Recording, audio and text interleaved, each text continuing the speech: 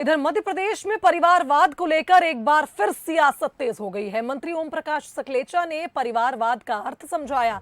जिन नेताओं के बच्चे सालों से राजनीति में सक्रिय हैं, उन्हें मौका मिलना चाहिए।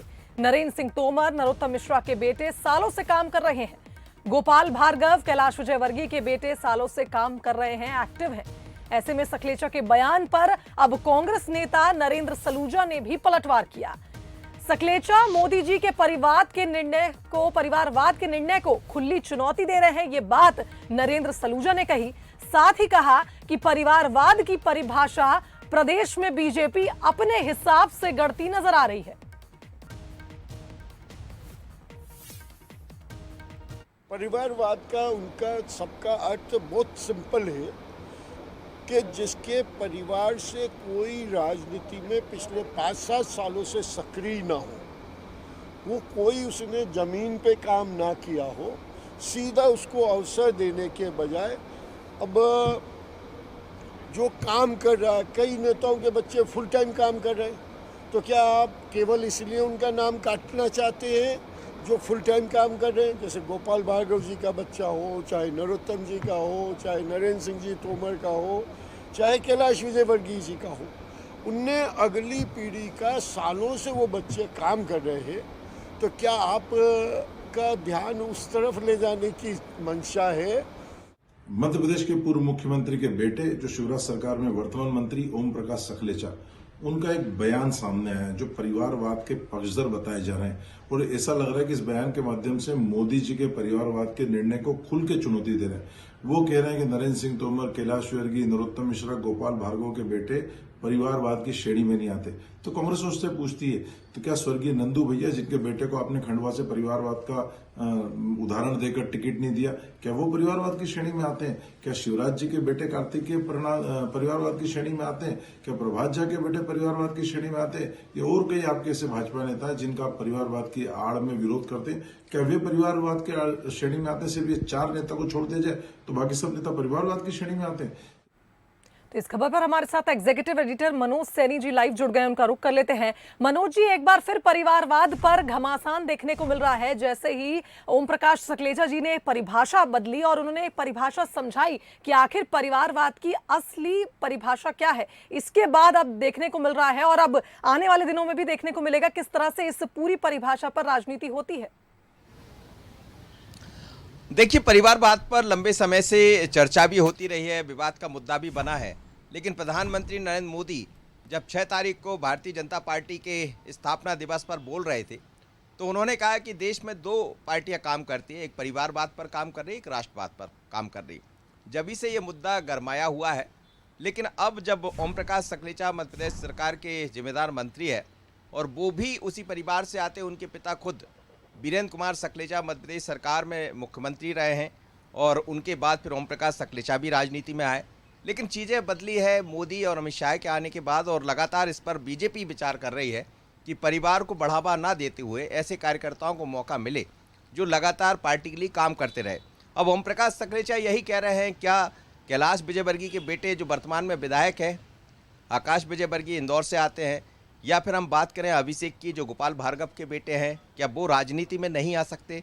लेकिन लगातार वो जब से बीते कई 10-15 वर्षों से काम कर रहे हैं, कई युवा मोर्चा से लेके कई तरह की जिम्मेदारियां निभाई है, तो उन्होंने कहा ऐसे लोगों पर विचार करना चाहिए। परिवारवाद का मतलब ये नहीं है कि जो परिवारवाद से जुड़ा है वो राजनीति में नहीं आ सकता, लेकिन क्या वो सक्षम है? और ये तो बीजेपी भी लगातार कहती रही है कि यदि वो इस योग्य है कि काम कर सकता है, जैसे विश्वास सारंग है, वो भी परिवार से ही आते हैं, तो ऐसे कई तरह की लाइनें, कई तरह के लोग मिल जाएंगे शुभांगी। लेकिन निश्चित रूप से उन्होंने एक नई लाइन को खड़ा कर दिया है, और बीजेपी को ही अभी हाल में तो ये कह सकते हैं मुश्किल में डाल दिया है, क्योंकि परिवारवाद के आरोप कांग्रेस पर लगते हैं, और इसलिए कांग्रेस ने पलटवार किया। बिल्कुल सही कहा मनोज जी आपने। और इस खबर पर हमारे साथ 2 राजनीतिक मेहमान भी जुड़ गए हैं। हमारे साथ उमेश शर्मा जी, बीजेपी प्रवक्ता, फोन लाइन पर जुड़ गए हैं। वहीं अजय सिंह यादव अपना पक्ष रखेंगे कांग्रेस की ओर से। आप दोनों का स्वागत करती हूँ बंसल न्यूज पर। नमस्कार जी, धन्यवाद। अजय सिंह जी, आपने सुना किस तरह से ओम प्रकाश सकलेचा जी ने परिवारवाद की परिभाषा बताई है, आप इससे कितना सहमत हैं, ये आपसे जानना चाहेंगे। देखिए शिवांगी जी, जिस तरह से प्रधानमंत्री नरेंद्र मोदी जी सार्वजनिक तौर पे कहते हैं कि परिवारवाद के लिए भाजपा में कोई जगह नहीं है। और परिवारवाद के खिलाफ जो भी कदम उठाए गए हैं उसके लिए प्रधानमंत्री जी स्वयं जिम्मेदार हैं। उसके बाद प्रदेश सरकार के मंत्री परिवारवाद की पैरवी कर रहे हैं और परिवारवाद की एक अजीब तरह की परिभाषा दे रहे हैं कि वो स्वयं कैलाश विजयवर्गीय जी के पुत्र ये परिवारवाद की श्रेणी में नहीं आते हैं और अन्य नेता जिन्हें मौके नहीं दिए गए क्या वही परिवारवाद की श्रेणी में आते हैं। उमेश शर्मा जी भाजपा के प्रवक्ता है, मैं उनसे भी जवाब चाहूंगा। कैलाश विजयवर्गीय जी के पुत्र की कैलाश विजयवर्गीय जी के पुत्र ना होते तो क्या योग्यता थी? उमेश शर्मा जैसे नेता बीजेपी से विधानसभा का टिकट क्यों नहीं पा पाए और कैलाश विजयवर्गीय के पुत्र आकाश विजयवर्गीय कैसे विधानसभा में बीजेपी के प्रत्याशी बन गए? तो ये केवल और केवल परिवारवाद के अलावा क्या कारण है? क्या उमेश शर्मा जी योग्य नहीं है? इसलिए उमेश शर्मा जी जो आपके मेहमान है, मैं उनसे व्यक्तिगत जवाब सखलेचा ने जो चाहूंगा इस बात बात कही वो अलग लाइन पर बात कही है। उनका ये कहना है कि उन्होंने उदाहरण भी दिए, गोपाल भार्गव के बेटे अभिषेक भार्गव का जिक्र किया है, उन्होंने प्रभात झा के बेटे का जिक्र किया, नरेंद्र सिंह तोमर के बेटे का जिक्र किया। मनोज जी मेरा कहना यही है कि प्रभात झा और गोपाल भार्गव जी के पुत्र को तो आने वाले समय में मौका मिलेगा। इनमें से केवल कैलाश विजयवर्गीय जी के पुत्र ऐसे हैं जिन्हें विधानसभा का टिकट मिला, इसीलिए मैं उन्हीं के उदाहरण पे पूछ रहा हूँ। उमेश शर्मा जी बता दें कि क्या कैलाश विजयवर्गीय जी के पुत्र को उनकी पुत्र होने की वजह से टिकट मिला है या वो उमेश शर्मा जी जैसे कार्यकर्ताओं से ज्यादा योग्य थे, ज्यादा मेहनत कर रहे थे इसलिए मिला है? उमेश जी सवाल ये है कि जैसा ओम प्रकाश सखलेचा कह रहे हैं, आपने भी सुन लिया होगा, कांग्रेस ने उस पर ट्वीट भी किया है, नरेंद्र सलूजा ने। लेकिन आपके प्रधानमंत्री एक तरफ परिवारवाद, दो पार्टियां चलती देश में, एक परिवारवाद की बात करती, एक राष्ट्रवाद की बात करती। ओम प्रकाश सखलेचा जी के बयान को कैसा देखें? क्या बीजेपी कोई मुश्किल में डाल दिया? नहीं मनोज जी, एक बात आप स्पष्ट रूप से समझ लीजिए, परिवारवाद को जब हम परिभाषित करने जाते तो ये देखना पड़ेगा कि ये नियुक्ति अनुकंपा नियुक्ति है या पराक्रम के आधार पर है। अगर किसी नेता का बेटा बाल्यकाल से भारतीय जनता पार्टी के झंडे उठा रहा है, बाल्यकाल से वो वार्ड से लेकर मंडल तक, मंडल से लेकर जिला तक, जिला से लेकर प्रदेश के दायित्वों का निर्वहन कर रहा है, भारतीय जनता पार्टी ने जो कार्य उसके निमित्त सौंपा है उस कार्य को वो संपादित कर रहा है और लगातार पिछले 8, 10, 15, 20 वर्षों से वो भारतीय जनता पार्टी के कार्यकर्ता के नाते पराक्रम कर रहा है। जैसे विश्वास सारंगे जी का राजनीतिक जीवन जो प्रारंभ हुआ था वो मंडल इकाई के अध्यक्ष के रूप में प्रारंभ हुआ, युवा मोर्चे में काम करा, प्रांत का दायित्व लगाया, प्रांतीय अध्यक्ष रहे।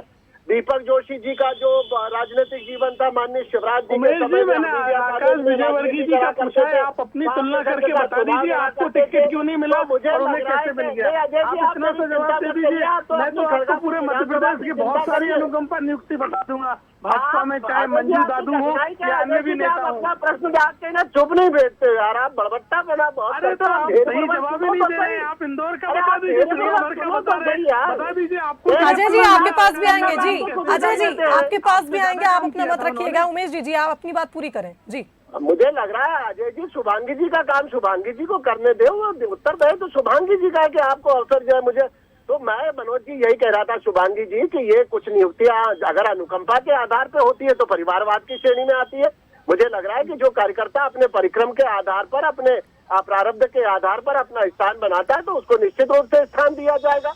और प्रधानमंत्री का भी जो कहने का भाव है या भारतीय जनता पार्टी जिस परिवारवाद की आलोचना करती है वो परिवारवाद जो है वो यानी उमेश जी ये कहना सही होगा कि आप जिस तरह से सखलेचा जी ने बयान दिया है या उन्होंने जो बात रखी है परिवारवाद पर, आप उससे सहमत हैं? निश्चित रूप से मुझे लगता है कि भारतीय जनता पार्टी का अगर कोई कार्यकर्ता को अवसर प्राप्त होता है और उसके पिता राजनीति में है तो ये उसका अवगुण नहीं माना जाएगा। उस समय जब दृष्टिकोण होता है या मापदंड किया अनुकूल जब आकलन किया जाता है तो आकलन का मापदंड ये होता है कि एक नहीं, लेकिन उमेश जी फिर तो ये बात भी सही है। मैं अजय यादव का सपोर्ट नहीं कर रहा हूँ, लेकिन ये बात भी सही है फिर आप जैसे लोग या जो भी कार्यकर्ता है, प्रधानमंत्री शायद यही चाह रहे होंगे कि कैसे परिवारवाद पर रोक लगे, नए लोगों को मौका तो जब ही मिलेगा। यदि परिवार के बदले परिवार के लोग आते गए तो नए लोगों को मौका कैसे मिलेगा? मनोज जी, उमेश शर्मा जैसे कार्यकर्ता के ललाट पर अगर विधायक और मिनिस्टर बनना लिखा है तो इस बात की कमी कभी आड़े नहीं आएगी कि मेरे पिताजी राजनीति में नहीं थे। मेरे जैसे कार्यकर्ता मिसाल बनेंगे। हम सारे लोग जो है इस धुंध को, इस भीड़ को चीर कर आगे निकलेंगे। और भारतीय जनता पार्टी में मैंने कहा है कि मूल्यांकन का आधार ये नहीं होता है कि मेरा पिता नेता है या नहीं है। मूल्यांकन का आधार ये होता है कि उमेश शर्मा ने भारतीय जनता पार्टी के लिए कितना काम करा है। और जिस समय भारतीय जनता पार्टी का ये आकलन होगा और मुझे उस योग्य माना जाएगा तो अवसर प्रदान करा जाएगा। अजय यादव जी, यही बात आपको मुझसे समझना पड़ेगा। आपकी पार्टी में जो उमेश यादव कह रहे हैं कि कांग्रेस और बीजेपी में यही फर्क है, जैसा उमेश जी कह रहे हैं, यदि परिवारवाद को मौका मिलता तो आपको दरी उठाने से लेकर तमाम तरह के काम करने पड़ेंगे, लेकिन कांग्रेस में ऐसा नहीं होता, जिसकी तरफ इशारा मोदी का भी रहा होगा। देखिए, मुझे स्पष्ट तौर पे दिखाई दे रहा है कि भारतीय जनता पार्टी में अब प्रधानमंत्री जी के खिलाफ माहौल बन रहा है। प्रधानमंत्री जी स्पष्ट तौर पे कहते हैं कि परिवारवाद को रोकने के लिए मैं जिम्मेदार हूं और मुझे जो भी गलत माने तो माने, लेकिन मैं परिवारवाद को मौका नहीं दूंगा। और भाजपा के नेता अपनी अपनी सुविधा के अनुसार परिवारवाद की परिभाषाएं गढ़ रहे हैं। मैंने उमेश जी से स्पष्ट तौर पे पूछा था, आप योग्यता की बात कर रहे हैं तो स्वीकार करिए कि आकाश विजयवर्गीय आपसे ज्यादा योग्य हैं, उनने ज्यादा काम किया और आप अयोग्य थे, इसलिए आपको टिकट नहीं मिला। हम भी मान लेंगे इस बात को, तो आप स्वीकार चलिए करिए। शुभांगी, ये समझ सकते हैं आप दोनों की बातों को सोचकर, लेकिन इतना जरूर है कि ओम प्रकाश सकलेचा का जो ताजा बयान है वो कहीं ना कहीं कुछ सवाल जरूर खड़े करेगा और बीजेपी के अंदर से भी ये सवाल उठकर सामने आएंगे, क्योंकि एक धड़ा ये कहता रहा है, चाहे गोपाल भार्गव के बेटे की बात हो या फिर बाकी जो अन्य नेता नरेंद्र सिंह तोमर, प्रभात झा, ऐसे तमाम लीडर्स हैं जिनके बेटे भी कहीं ना कहीं अपना भविष्य तलाश रहे हैं राजनीति में, और होना भी चाहिए। जब आईएएस का बेटा आईएएस बनता है तो क्या नेता का बेटा नेता नहीं बनेगा। पर यह जरूर है कि बीजेपी को भी अब इसमें सोचना पड़ेगा। यदि मोदी ये कह रहे हैं और ओम प्रकाश सकलेचा की एक नई परिभाषा है तो ये बीजेपी को दुविधा में डालने वाली। बिल्कुल सही कहा मनोज जी आपने। और जिस तरह से मूल्यांकन के आधार की बात उमेश जी ने कही है, ये भी बात साफ है कि मूल्यांकन के आधार को बदलकर परिवारवाद की नई परिभाषा गढ़ने की तैयारी में भी कहीं ना कहीं ओम प्रकाश जी थे, तभी उन्होंने बयान दिया। और अब देखना होगा कि किस तरह से इस पूरे मामले पर आगे क्या कुछ प्रतिक्रियाएं आती हैं। आप तीनों मेहमानों का बहुत धन्यवाद इस खबर पर हमारे साथ जुड़ने के लिए। तो परिवारवाद को लेकर ओम प्रकाश सकलेचा जो कि मंत्री हैं भाजपा के, उन्होंने एक नई परिभाषा दी है। उनका कहना है जिन नेताओं के बच्चे सक्रिय हैं और सालों से पार्टी की सेवा कर रहे हैं, पार्टी में कामकाज कर रहे हैं, उनको मौका दिया जाना चाहिए। सिर्फ इसलिए कि उनके पिता या उनका जो पॉलिटिकल बैकग्राउंड रहा है वो नेता हैं, इसलिए उनको मौका नहीं दिया जाए, ये गलत होगा।